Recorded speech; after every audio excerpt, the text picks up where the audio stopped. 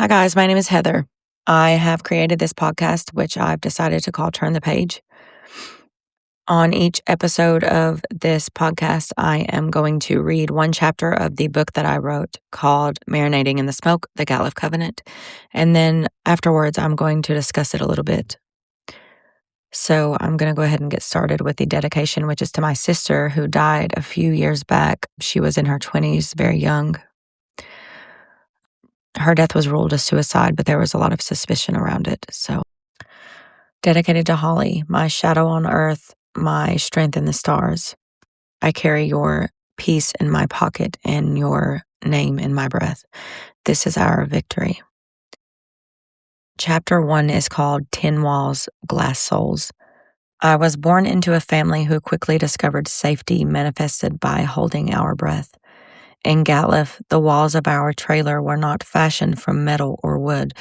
They were reinforced by a thick, gray silence that marinated in the smoke of Marlboro Reds and the metallic copper tang of fear. We were a family of tenants, squatting on the volatile property of a tornado that could wreak havoc at any moment, which was usually announced by the low Teutonic rumble of my father's voice or the terrifying lightning of his blackened blue eyes. My childhood was not a playground. It was a tight-wire act performed over a canyon of broken glass. I learned early that to survive the smoke, you had to become a ghost, unseen, unheard, and always, always hunched over, counting the seconds between the gusts of wind. The air inside that tiny trailer didn't just circulate, it stagnated. It was a heavy, suffocating soup of stale cheap cigarettes and mildewed wooden paneling that seemed to shrink an inch every time the tornado began to swirl. I spent my youth as a resident of terror, tucked into the shadows of a tin can that should have been a sanctuary, but felt more like a dungeon. We lived by a silent covenant, a code written in the bruised geography of my father's knuckles and the exhausted, hollowed-out silence of my mother. Keep it in the family and keep it in the dark. Every flick of a Bic lighter felt like the fuse of a stick of dynamite being lit. I would sit in the corner, pressing my spine against the cold pane of a window, watching the smoke curl toward the ceiling like ghostly fingers, reaching for an exit. I didn't know then that the smoke I was breathing was essentially a slow-burning fire, consuming the foundations of who I was born to be. I didn't know that I was the only one who would eventually find the strength to shatter the glass ceilings, open the door, and finally invite the clean, biting air of the outside world into my lungs. Okay, guys, so this is just like a backstory. It just introduces everybody to the type of environment that I grew up in. It hints at the abuse that me and my siblings and my mother also were subjected to. All of us walked on eggshells around my father. My mother was not as bad as him, but anytime he would start, she would be set off as well. And it was just like everything came tumbling down anytime anything was out of place or there were any mistakes made, or we just learned to stay small. We learned to stay small and to shrink and to hide. And that's how we survived, I think. And by the grace of God, of course. Every child deserves a safe home. They deserve to be able to learn and make the mistakes that they make without fearing being physically hurt or emotionally degraded or just abused. I know everybody suffers from pain throughout their entire lives. Daily we experience different things that hurt us, but your parents should be your safe place. They should be the place where you can go if you're in trouble, or the place and the people that can guide you through making mistakes so you can grow into a safe, secure adult. We didn't have security in anybody when we were little, and I'm just now beginning to even learn what that means and what that is. I didn't realize for the longest time, even the type of childhood I had, I didn't realize it was not normal. My intuition was really strong, and I realized that we were different, but I didn't realize how bad it was until one day in 5th grade, and it all hit me that I was different in a way that was actually illegal and terrible. My dad was a smoker all his life. He smoked Marlboro Reds, but a lot of times we were so poor he couldn't afford them, so he would smoke, whatever cheap cigarette, like Kentucky's Best, or toward the end of his life, he began rolling his cigarettes, like, with this big roller that was like this big mechanical thing, and you just I don't know, you just created your own little cigarette. But anytime he would speak to you and get up in your face and scream, like, stench of cigarettes would just come off his breath and right in your face, and it was suffocating. It was very suffocating. He would go nose to nose to you. If you done anything, he was right up in your face, just screaming, and then his voice would echo throughout the entire room that you were in, or wherever, whatever environment we were in. His voice was the echo that we never stopped hearing wherever we went. Any mistake we made, or any little trip we had, or anything that was not the way it was supposed to be, or the way that he thought it would be, his anger would take over him, and his blue eyes would definitely turn black. And when you're a child and you see somebody look at you with black eyes, you truly know that there's evil in the world. And seeing that in someone who's supposed to keep you safe is a lesson in all on its own. We lived in this tiny little trailer, and over the years, Dad tried to build onto it to make it big enough for our family. By the time my mother and father were divorced, I was an adult, but my youngest brothers and sisters were still small. But there were 6 of us all together, including my sister who's passed, and to live in a 2-bedroom trailer that small with that many people you could imagine the havoc anyway, and then you wrap everything else into that, with everybody trying to survive, and the anger and the abuse and the pain that everybody was suffering from. It was like a different world. When people ask me about my childhood, I tell them that the place I grew up in was like a different world. It was like an alien nation. Or I don't think that they would understand if I were to explain the type of environment that I was raised in. And who wants to explain something like that? Who wants to relive that anyway? You know what I mean? But it's easier just to say, yeah, I had it hard. I didn't have it easy. And then people usually get that information and then just let that go. So that was my protection over the years, just explaining away that the real abuse of it, and the real violence of it, and the real crime in it. Explaining it away with, yeah, it was tough, was a lot easier than actually speaking about what happened to all the people that you come across that ask you what type of environment you grew up in when you were little. My dad could be set off by anything. I don't know. He was actually diagnosed with bipolar, but he had a lot of problems. He suffered from a lot of abuse when he was younger, and I guess he didn't really ever process that. So he was he was actually the angriest person I've ever met in my life. I've never been afraid of anybody more than I was afraid of my father when he got angry. Even as an adult, when he would get so mad, he would literally jump. Like, he was a small man too. He was just like a little bit taller than me, like maybe like 5'4", 5'5" at the most. And he was very muscular, though. He was very cut. He had surgery on his stomach and his back. He had gotten a terrible accident, and he was in a lot of pain for most of his life. He hurt his back when he was in his 20s, and he was no longer able to work. So he had to draw disability, and I know that hurt his pride. And then he became dependent on that check that came every month. And, if anybody's ever drawn disability, that's not enough to survive or feed a family or take care of them, enough. It's never enough. And I know that bothered him. So every month when he got his check, and that was the day we would get to begin our day with breakfast from McDonald's, and everybody would get like a 50-cent sausage biscuit, right? And the hash browns, I think, were like 2 for $1 as well at that time. And we would all get ice water, but he would always get his black coffee. But he would usually buy me a bacon biscuit, and I was a weird kid, and I was just different. I couldn't eat sausage from McDonald's. It literally, the smell of it made me sick, and couldn't eat bologna either. But he would get he would get me the bacon biscuit, and my brother and my sister would get mad at me because I wouldn't eat the sausage biscuit, and they would, of course, I guess it hurt them that they didn't get a bacon biscuit, but it costs more, and, when you live on a budget like that, it's difficult to pay for things that aren't, as cheap as you can get them. You try to save money and cut corners wherever you can, I guess. So I guess in their eyes, I was getting special treatment, and that was unfair, and I see that. I get that. But, and I guess everybody thought I was being stubborn when they would try to get me to get a sausage biscuit, and I just couldn't get it. I wouldn't do it.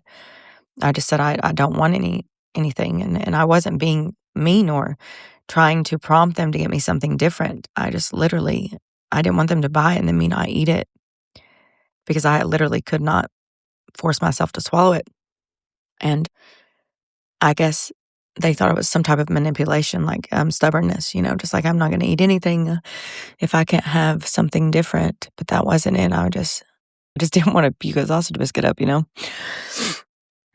But that's how we began every month. We would go to McDonald's and get the breakfast, and then my dad was a drug addict, so he would spend his check pretty quickly within the first day or so, probably, and on whatever he decided to get high on that month.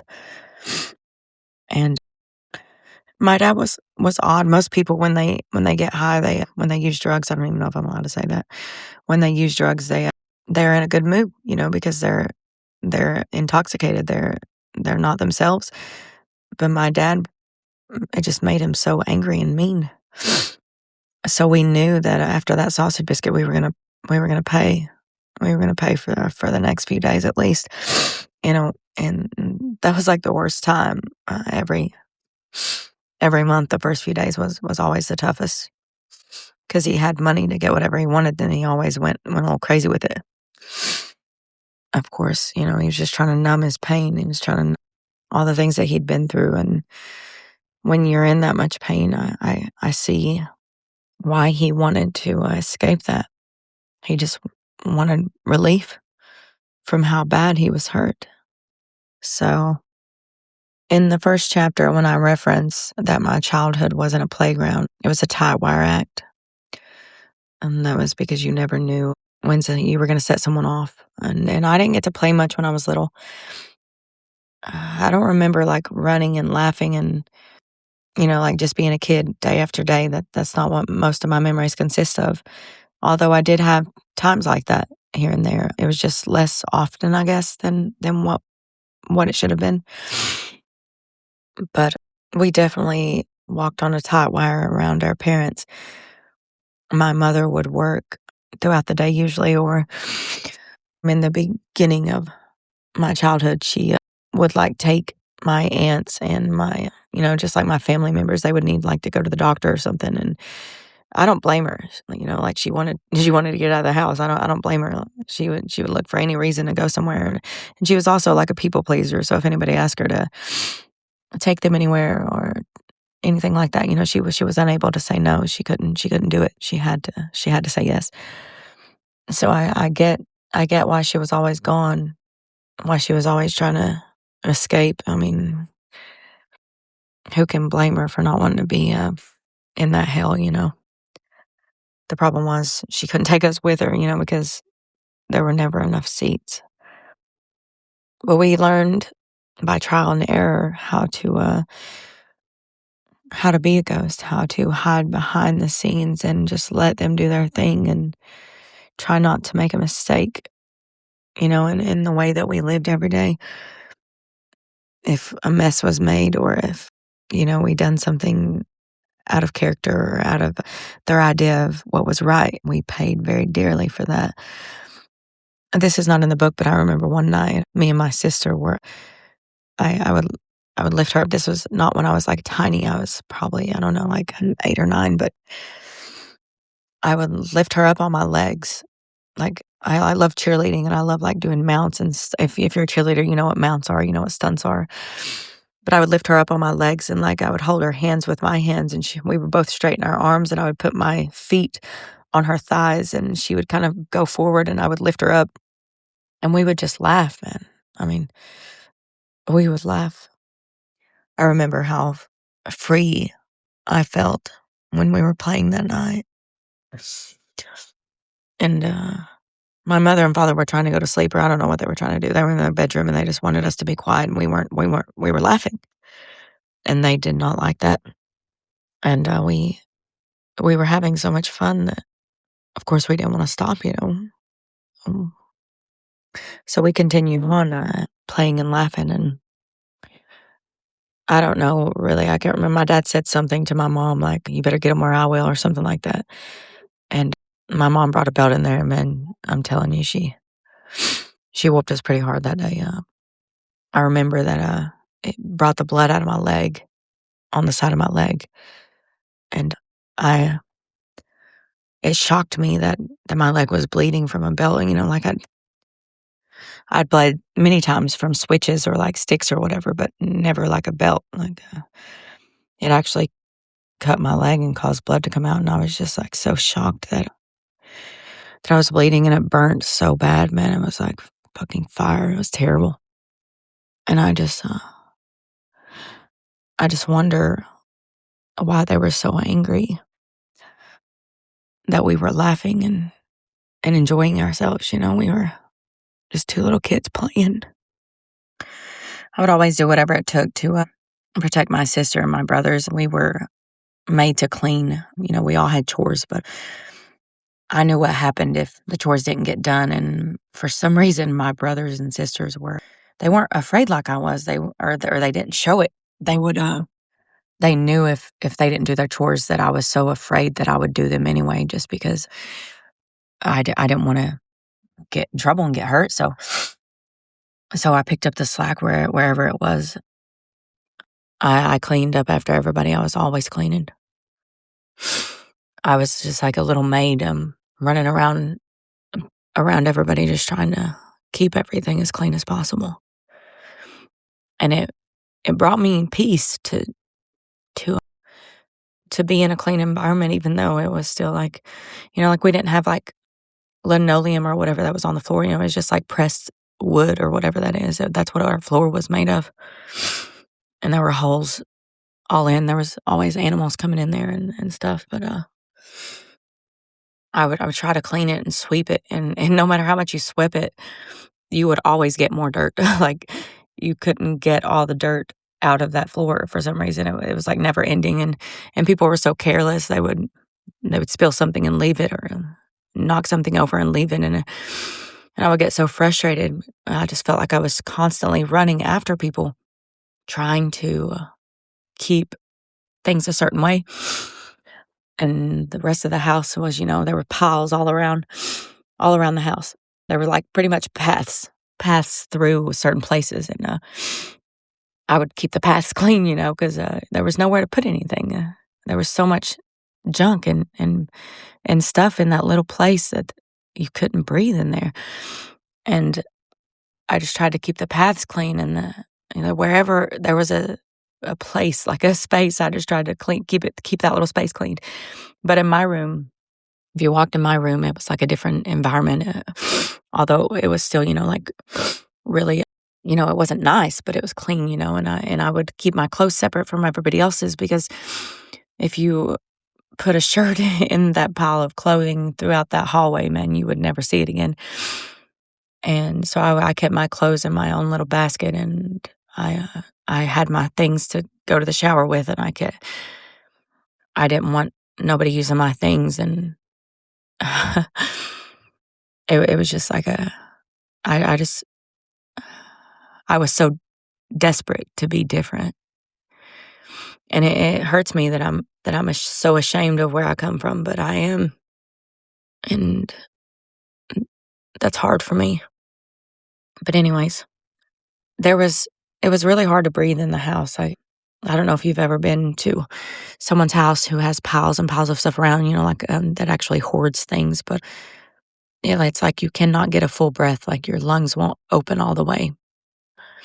And I think that's a big part of where I used to be so claustrophobic. I think that's where it originated from. And also, when we were little, my dad thought it was a fun game to put a blanket over our head and just hold us down and watch us kick and scream. he thought that was hilarious. But I would lose my breath so bad that I literally would turn blue trying to get it back. It scared the shit out of me. I really felt like I was never gonna breathe again. And he would do it to my brother and my sister, and I would freak out, man. I couldn't stand the thought of them under that blanket not being able to take that breath, and I knew that they were suffocating, and he would just laugh, that laugh that he had. And I never stood up to my dad, really, but that was the closest I ever came. Seeing him do that, I knew what it was like, and I couldn't stand the thought of it. It killed me. And he got so much joy out of it. I wonder if it occurred to him the things that he'd done and what they'd done to us. Sometimes I don't. I think that he suffered so much and to such a severity that he really did not know any other way. That was just him. It was all he'd ever known. It was all he'd ever seen, and he wasn't able to think differently. He didn't know that there was a different way, you know? We knew that we were not allowed to speak about things that happened at home. We knew that spreading our family's business was a big no-no. We knew that there was a big consequence to that.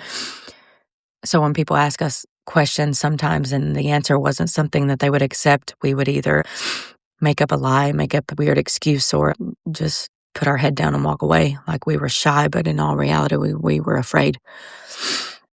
We were trapped, man. We were just trapped, and there was no escape. But God met us there in that little trailer. He kept us from dying, dude, because in all reality, that could have happened any day easily.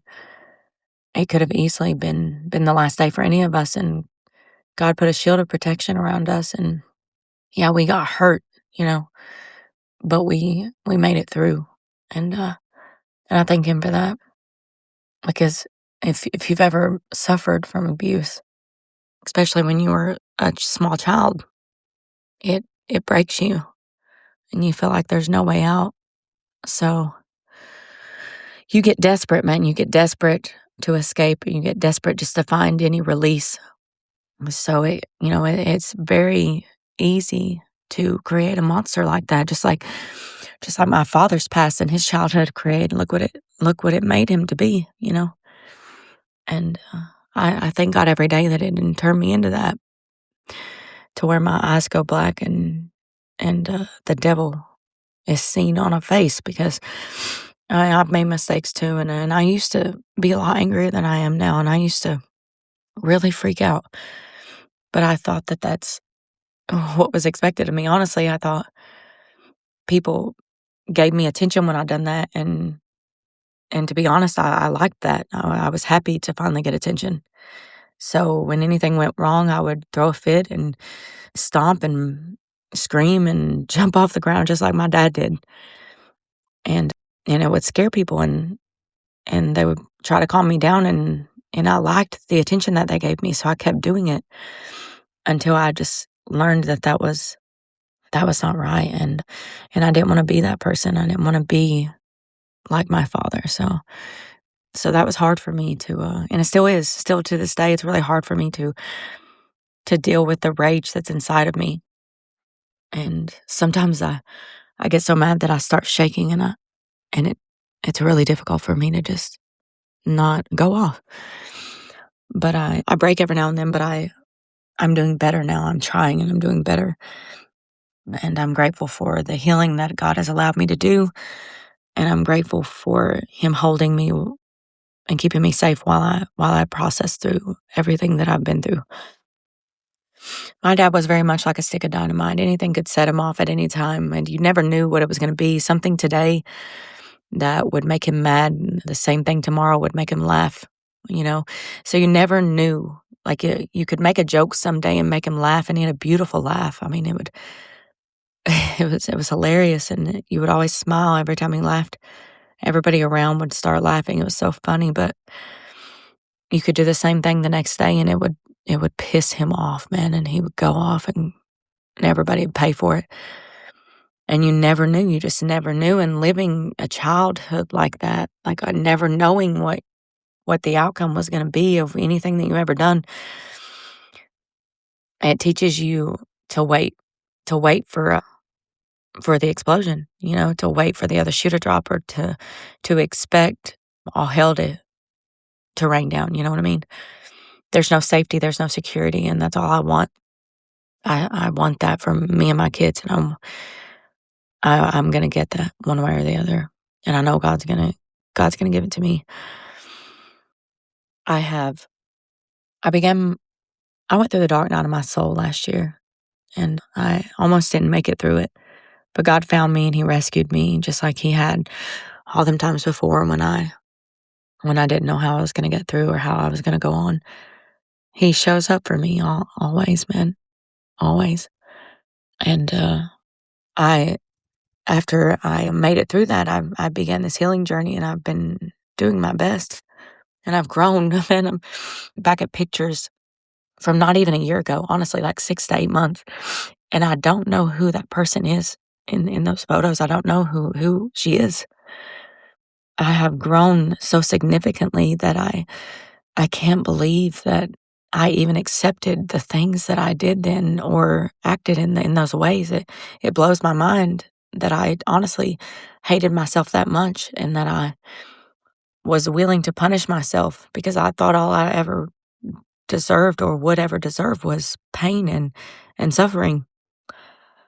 So, to have grown so much that you look back and don't even know who you were in pictures just 6 months ago it's something, and God has done all this for me. And just want to end this episode by saying, no matter where you're at, if you call out to Him, He'll meet you, man, and He will save you, just like He did me.